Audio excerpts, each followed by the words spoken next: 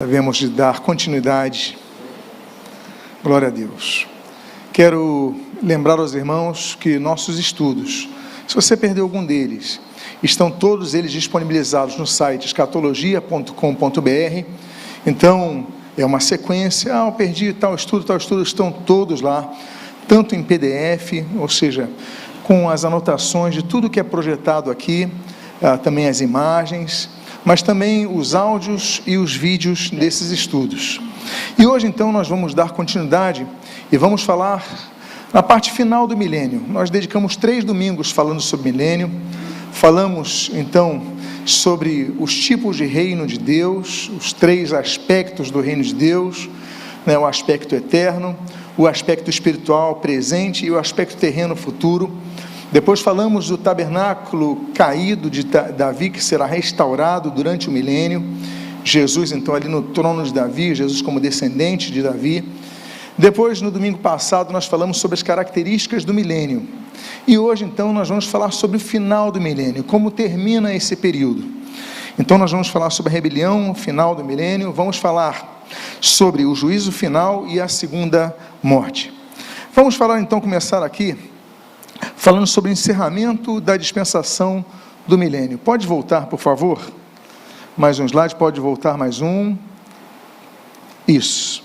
O encerramento, então, da dispensação do milênio. Agora você pode ver, então, a projeção desse mapa, dessa pequena imagem, com todas as dispensações que nós já trabalhamos. Falamos sobre a dispensação da inocência, da consciência, do governo humano, a patriarcal, a dispensação da lei, a dispensação da graça que nós vivemos nos tempos atuais, a dispensação do juízo que vai começar quando a igreja for arrebatada, e aí então nós adentramos ao milênio. Então, como eu falei para vocês, já temos estudado sobre isso. Hoje vamos finalizar essa penúltima dispensação, já caminhando para o fim dessa série de estudos. Lembro a vocês então que, além do estudo de hoje, teremos mais 2 estudos para concluir esta série, quando então adentraremos na dispensação do estado final e eterno.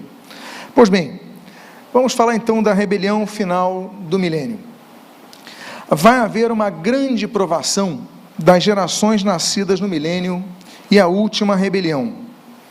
Quero lembrar a vocês, antes de passar para o próximo slide, que no milênio nós vamos ter, e já explicamos sobre isso, falamos sobre isso, apontamos textos bíblicos sobre isso, teremos pessoas que terão seus corpos glorificados, que são aqueles que vão vir, daqueles que foram arrebatados, daqueles que estavam durante aquele período tribulacional, nas bodas do Cordeiro, enfim.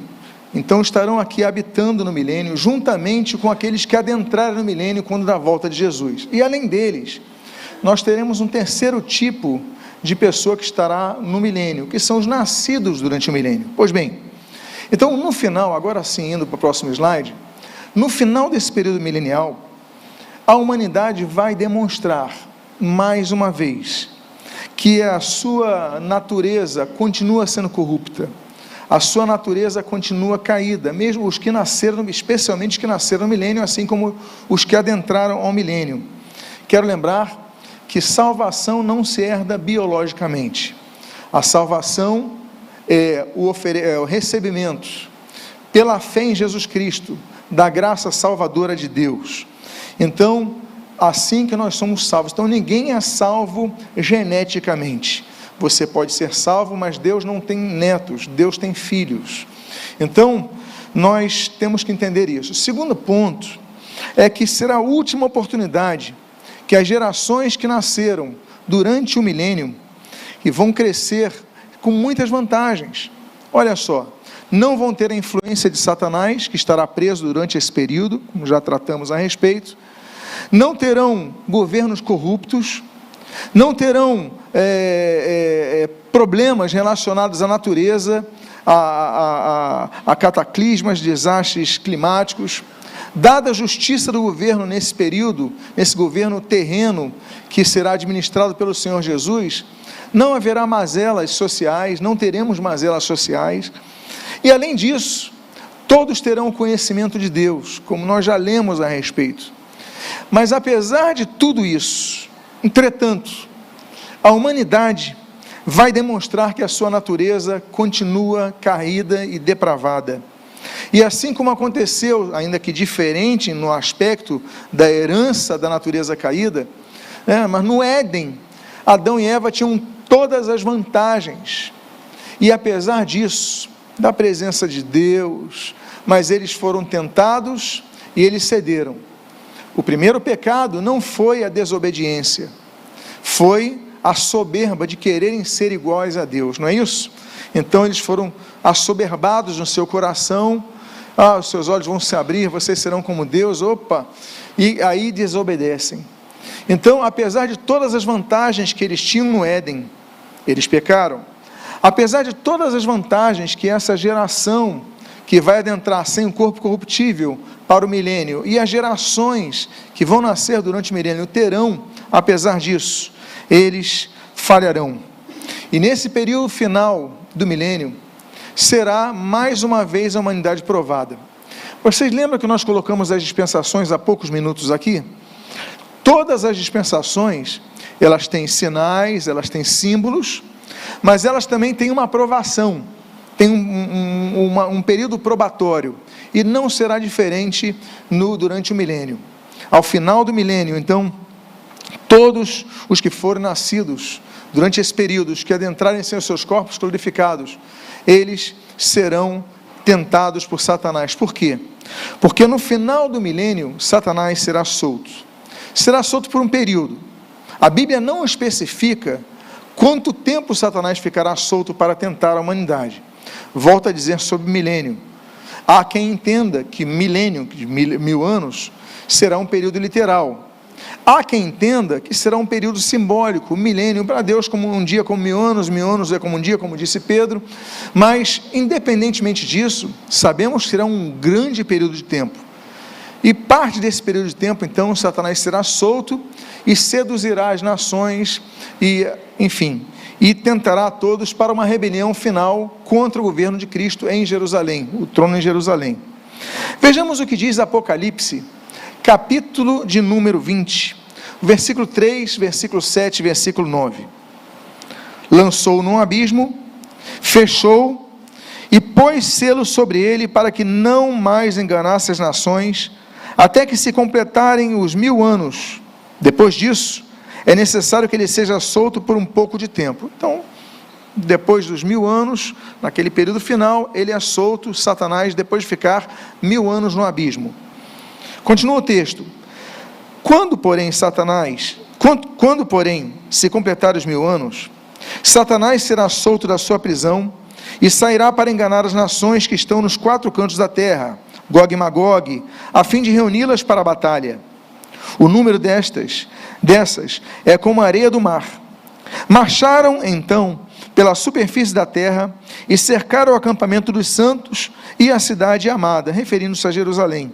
Porém, desceu fogo do céu e os consumiu. Então, quando a Bíblia cita aqui Gog e Magog, em primeiro lugar, nós não podemos ter a confusão de Gog e Magog ser igual ao que nós mencionamos e estudamos a respeito de Ezequiel 38 e 39. Demos um estudo somente sobre a guerra de Gog e Magog, a batalha de Gog e Magog. Mas cita Gog e Magog por quê?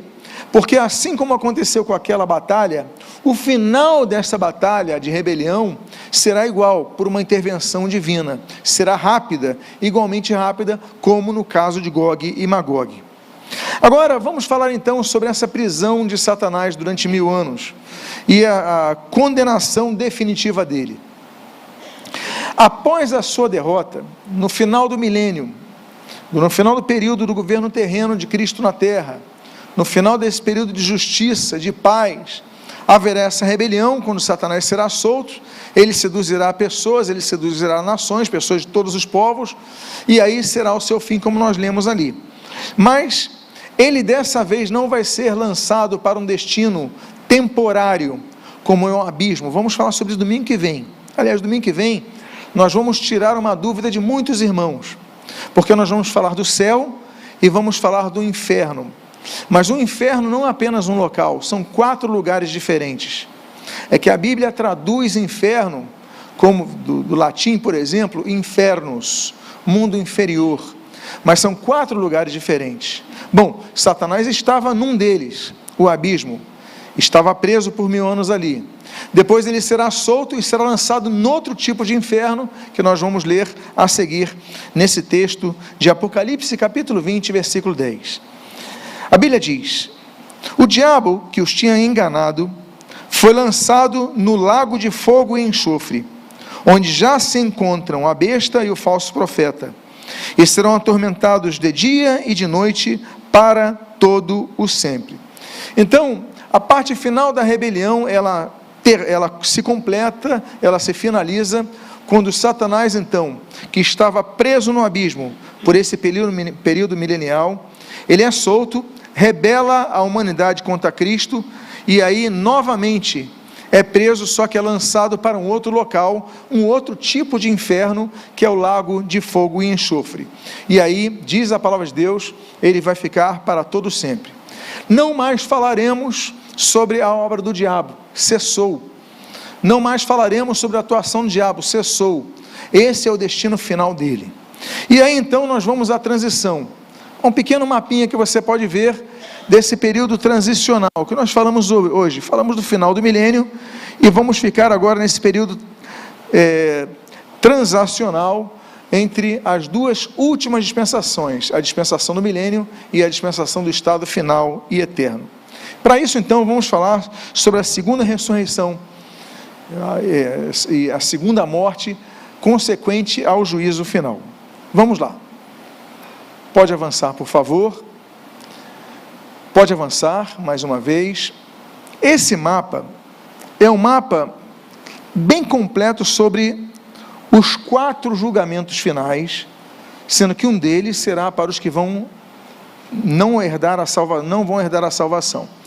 Então você vê nesse mapa, embaixo, nos retângulos de baixo, em azul escuro, você pode ver as últimas 4 dispensações.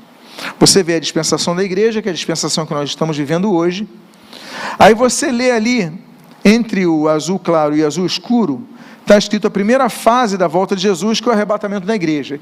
E você pode ver em vermelho a primeira ressurreição. Então a Bíblia fala de 2 ressurreições. A primeira ressurreição é a ressurreição dos salvos. É a ressurreição que vai acontecer no arrebatamento. E os salvos em Cristo ressuscitarão primeiro. Eles vão ser ressurretos para o céu. Chegando no céu, aquele azul claro, então nós podemos ver ali, uma outra dimensão que não a da terra, eles vão comparecer no primeiro dos tribunais, que você pode ver no retângulo que tem a sua borda amarela. É o tribunal de Cristo. Esse tribunal é para os salvos, não condenatório. Depois disso, voltamos aos retângulos de baixo, nós temos uma outra dispensação, que é a grande tribulação, a dispensação do juízo. E depois disso, se finaliza quando Jesus volta definitivamente para implantar o seu reino terreno com a igreja.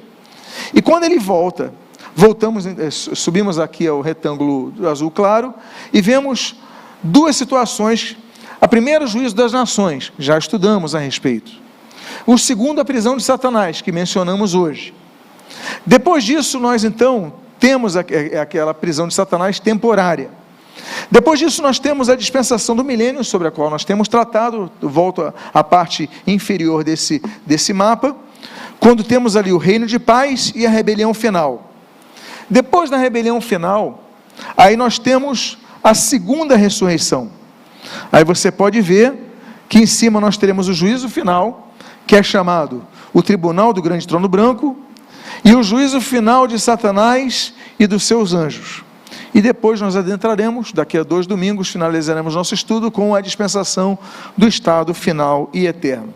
Quero lembrar vocês que esse mapa, ele se encontra disponibilizado a partir da terça-feira no site escatologia.com.br. Pois bem, a seguir, a condenação definitiva de Satanás. Então, Satanás, ele é preso e lançado definitivamente no lago de fogo e enxofre, o último dos destinos de Satanás. E aí acontecerá a segunda ressurreição que a Bíblia menciona. Mas essa ressurreição não é a ressurreição dos salvos, é a ressurreição dos que permanecerão distantes da presença de Deus por toda a eternidade, e serão ressurretos para se apresentarem no julgamento final, o último da história, o juízo final. Atos capítulo de número 24, no versículo 15, nós lemos: tendo esperança em Deus, como também estes a têm, de que haverá ressurreição, tanto de justos como de injustos. Então a ressurreição de justos já aconteceu no arrebatamento, a ressurreição de injustos acontecerá no final do milênio. Agora, junto a esse grande trono branco, que é o característica desse tribunal, na visão que o apóstolo João tem, é um grande trono branco, também está Jesus, que é o Rei dos Reis, para exercer juízo. 2 Timóteo capítulo 4, versículo 1, nós lemos: diante de Deus e de Cristo Jesus, que há de julgar vivos e mortos, pela sua manifestação e pelo seu reino. Então Jesus, ele é juiz também. Jesus é o nosso advogado no tribunal de Cristo, então ele vai advogar a cada um de nós, ele vai nos defender, ele é nosso defensor, e isso está em 1 João capítulo 2, versículo 1, ele é nosso advogado perante o Pai.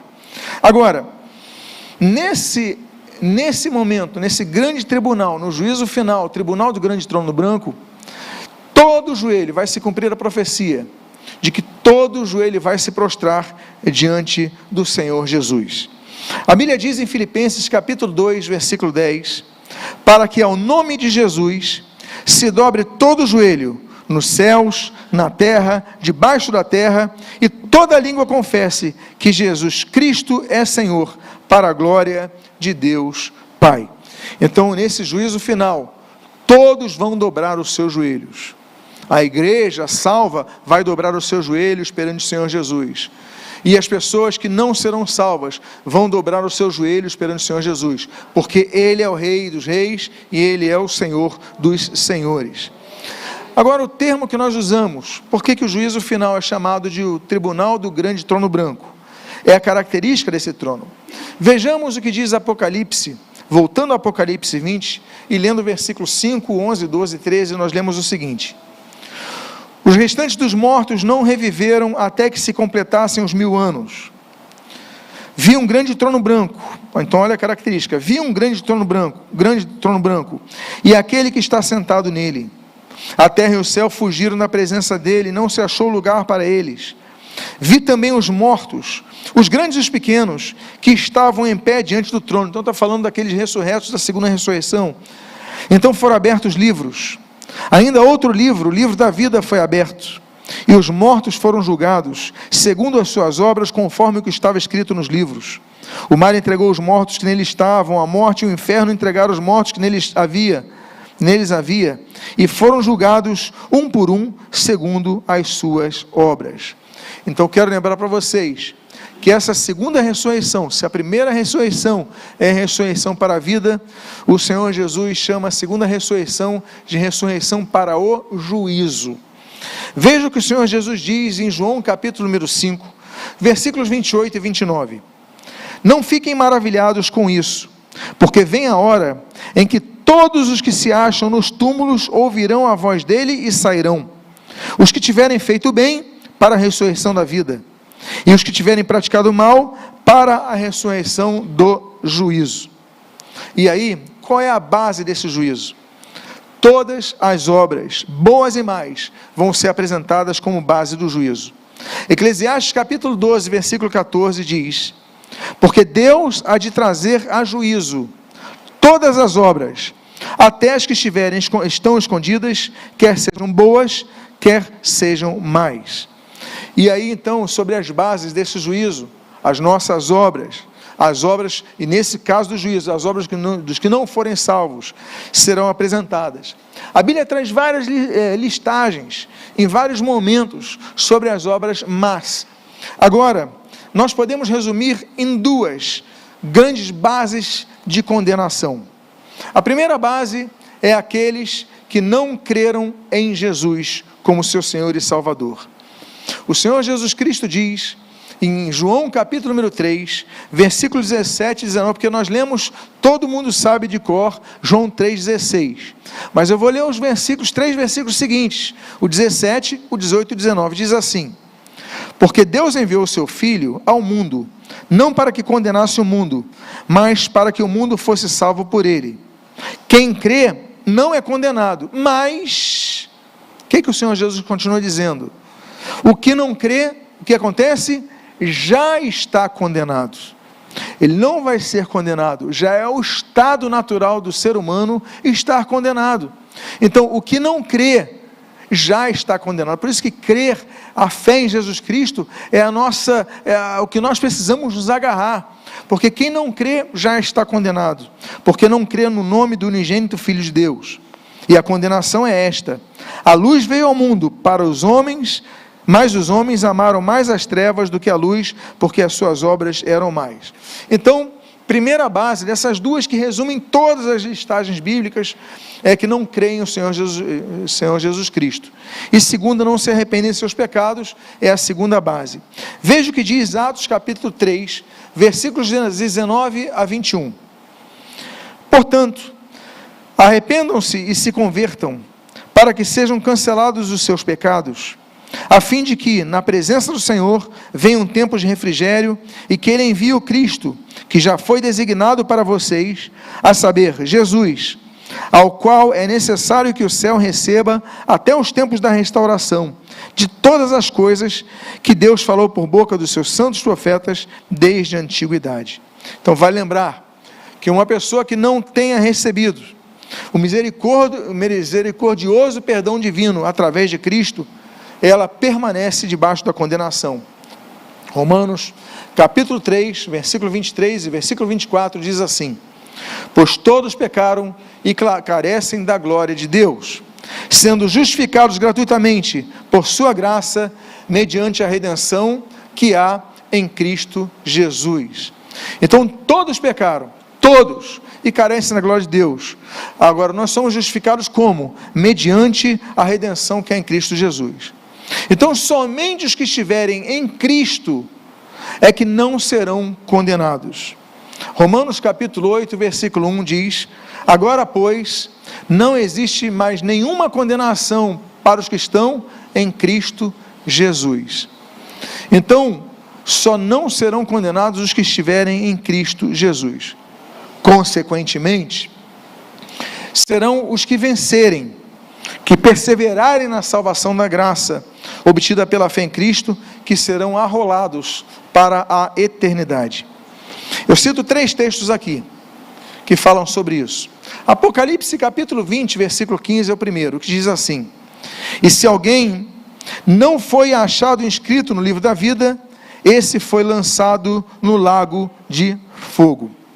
Lucas capítulo 10, no versículo 20 nós lemos: no entanto, alegrem-se, não porque os espíritos se submetem a vocês, e sim porque o nome de cada um de vocês está registrado no céu.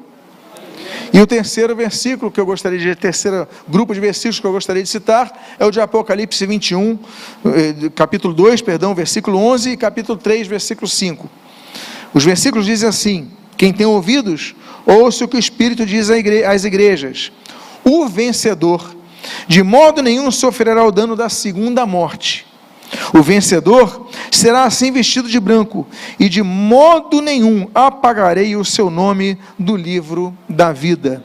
Então, você, vencedor, não terá o seu nome apagado do livro da vida, segundo a Bíblia registra em Apocalipse capítulo 3. Por isso, devemos estar sempre atentos, como nos alerta o autor aos Hebreus. Hebreus capítulo 2, versículo 3 diz: como escaparemos nós, se negligenciarmos tão grande salvação? Então, não podemos negligenciar. Nós citamos a segunda morte, vamos falar então sobre ela, sobre a segunda morte.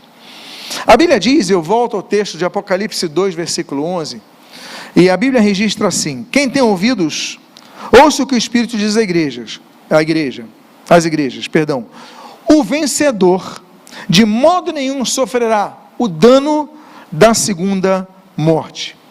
Então, os que vencerem as batalhas da fé ao longo de sua peregrinação terrena, não passarão pela segunda morte, mas serão ressuscitados antes para a vida. Veja o que diz Apocalipse 20, versículo número 6. Bem-aventurado e santo é aquele que tem parte na primeira ressurreição. Sobre esses, a segunda morte não tem poder. Pelo contrário, serão sacerdotes de Deus e de Cristo e reinarão com ele os 1000 anos. É por isso que nós falamos que na rebelião final, das 3 pessoas que estarão no reino milenial de Cristo, os 3 tipos de pessoas, nós temos os que foram arrebatados, e são esses, não experimentarão a segunda morte, mas teremos os que serão egressos da grande tribulação, e aqueles que nascerão durante o milênio.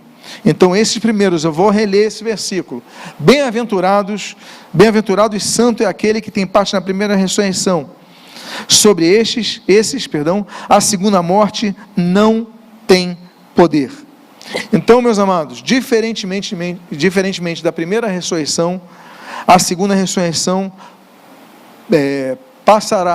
levará pessoas para o juízo final, que é o juízo condenatório, onde vão passar toda a eternidade. Daniel, lá na antiga aliança, profetizou no capítulo 12, versículo 2, o seguinte: muitos dos que dormem no pó da terra ressuscitarão, uns para a vida eterna, outros para vergonha e horror eterno. Agora, quanto aos castigos, será que os castigos serão os mesmos no inferno? Existem imagens que nós trazemos, muitas vezes de pinturas medievais, que o castigo é o mesmo para todo mundo, e não é. O castigo de cada um será diferente, porque haverá maior rigor para uns do que para outros.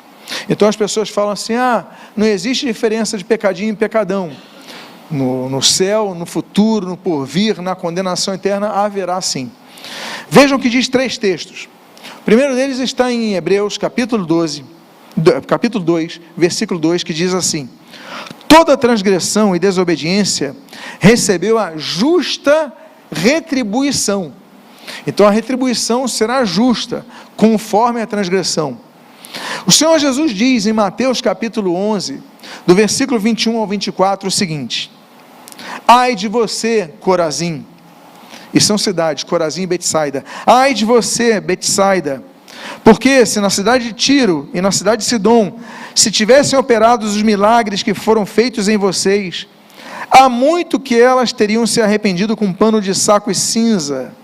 Mas eu digo a vocês que, no dia do juízo, haverá menos rigor para Tiro e Sidom do que para vocês. E você, Cafarnaum, pensa que será elevado ao céu? Será jogado no inferno. Porque se em Sodoma se tivessem operado os milagres que foram feitos em você, ela teria permanecido até o dia de hoje. Mas eu digo a vocês que, no dia do juízo, haverá menor rigor para a terra de Sodoma do que para vocês, ou seja, do que para Cafarnaum. Então, o rigor será distinto no dia do juízo. E por fim, voltando ao Apocalipse capítulo 20, como no versículo 11 e no versículo 13 nós lemos: vi um grande trono branco e aquele que está sentado nele, e foram julgados um por um, o quê? Segundo as suas obras. Então, vale lembrar que o destino final será horrível, o destino final será terrível, a começar com o pior de todos os destinos: não estar usufruindo da presença de Deus, do convívio com a presença de Deus, estarão lançados distante daquilo que traz paz, traz renovação, traz alegria, traz conforto.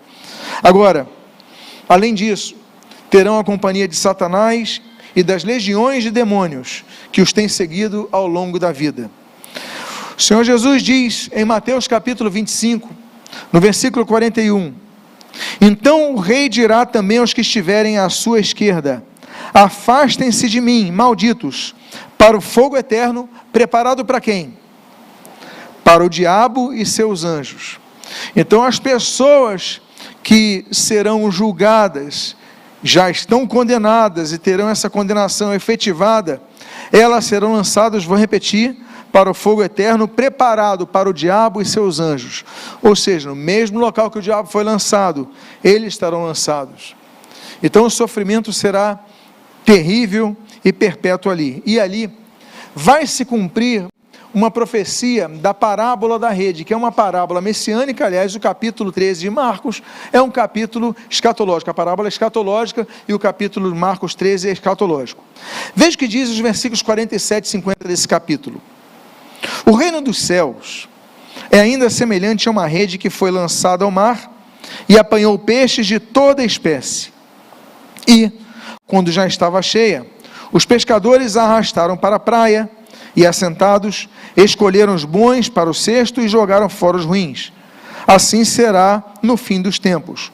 Os anjos sairão, separarão os maus dentre os justos e os lançarão na fornalha acesa, e ali haverá choro e ranger de dentes. Imagino o sofrimento, aliás, nem posso imaginar o sofrimento, mas com base no grande arrependimento que haverá. Falamos então do julgamento final dos perdidos, falamos do julgamento de Satanás, e agora vamos citar o julgamento dos demônios, o julgamento dos anjos caídos, porque nesse juízo final, os anjos também serão julgados. E ali, que duas categorias de demônios serão julgadas? As duas categorias são os demônios que hoje atuam na humanidade e os demônios que estão presos desde a rebelião celeste para o juízo final. Temos dois versículos para citar nesse caso. O primeiro é da Epístola de Judas, versículo 6, quando diz: e a anjos, os que não guardaram o seu estado original, mas abandonaram o seu próprio lugar, ele tem guardado sob trevas, em algemas eternas, para o juízo do grande dia. Então existe uma categoria de demônio que não está atuando na terra hoje, porque eles estão presos, algemados, segurados, guardados, reservados, como diz a epístola, para o juízo do grande dia. E 2 Pedro capítulo 2, no seu 4º versículo, nós lemos: pois Deus não poupou anjos quando pecaram, mas, lançando-os no inferno, prendeu-os com correntes de escuridão, reservando-os para o juízo. Então você já vê aí que já temos dois tipos de infernos aqui. Dos 4 que eu vou mencionar no domingo que vem, já temos dois tipos aqui. O primeiro deles citado: Deus não poupou anjos quando pecaram, mas lançando-os no inferno. Está falando do mundo inferior. Então tem 4 palavrinhas gregas que nós vamos ver aí, estudar no próximo domingo. Mas eles estão guardados no local. Eles vão para o juízo, e do juízo eles vão ser levados para um outro local, que é o outro tipo de inferno, que é para onde eles vão passar a eternidade. Então, de todo modo, tanto anjos que hoje se encontram aprisionados, como os que estão atuantes hoje, nos dias odiernos, eles então serão julgados no dia do juízo, e eles sabem disso.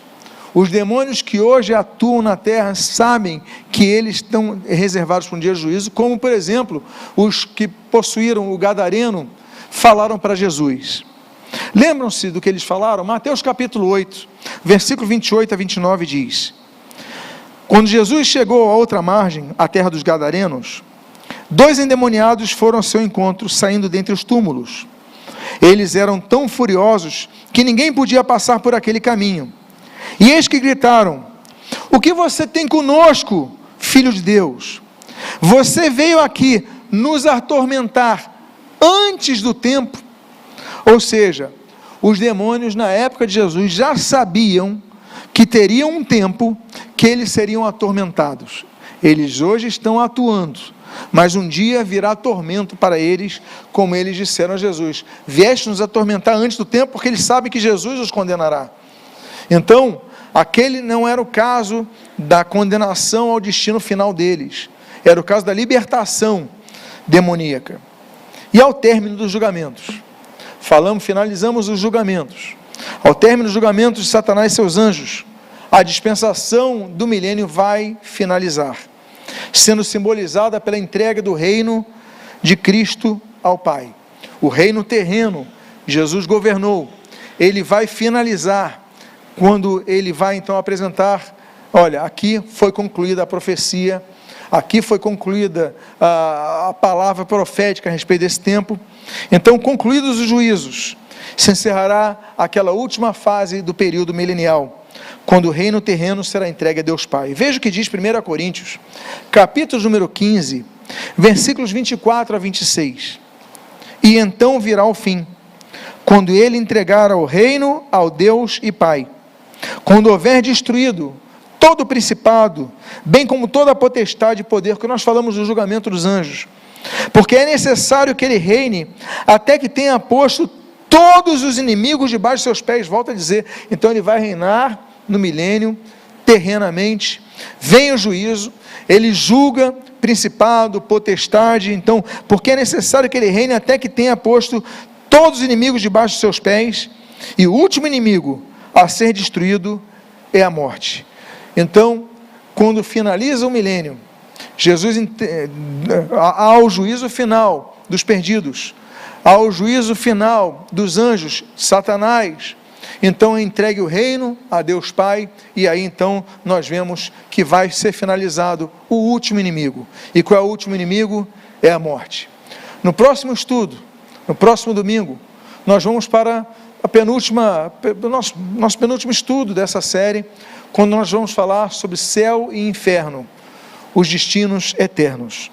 E o meu desejo é que Deus tenha te abençoado nesta manhã, de maneira rica e abundante, em nome de Jesus.